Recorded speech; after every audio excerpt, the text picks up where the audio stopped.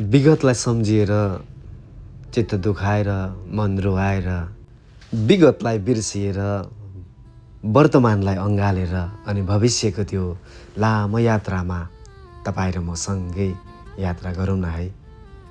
त्यो अनन्तसम्म राखिएको तपाईँ र मेरो निम्ति सजाएको त्यो घरहरूमा तपाईँ र म जाने प्रयत्न गरौँ न है। तपाईँ सोच्नुहुन्छ होला मेरो लागि त को छ र? तपाईँलाई म एउटा कुरा भनिदिउँ, तपाईँलाई पर्खिएर बस्ने कोही हुनुहुन्छ।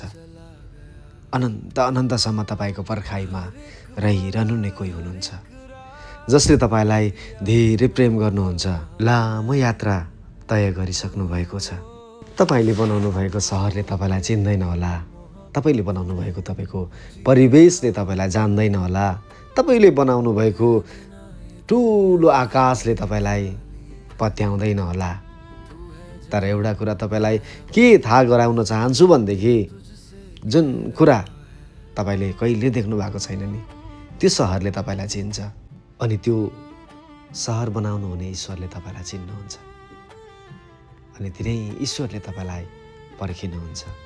अनि तिनै ईश्वरले तपाईँलाई अपनाउनुहुन्छ। उहाँले बुझ्नुहुन्छ, तपाईँको ढुकढुकीलाई जान्नुहुन्छ, तपाईँको विचारलाई बुझ्नुहुन्छ, तपाईँको सोचलाई मनन गर्नुहुन्छ अनि तपाईँलाई अपनाउनुहुन्छ।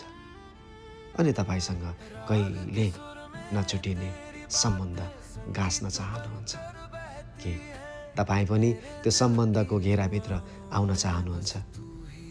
यदि त्यस्तो हो भनेदेखिलाई त्यो सहरले तपाईँलाई पर्खिरहेको छ, त्यो सहरले तपाईँलाई खोजिरहेको छ, त्यो सहरले तपाईँलाई सम्झना गरिरहेको छ।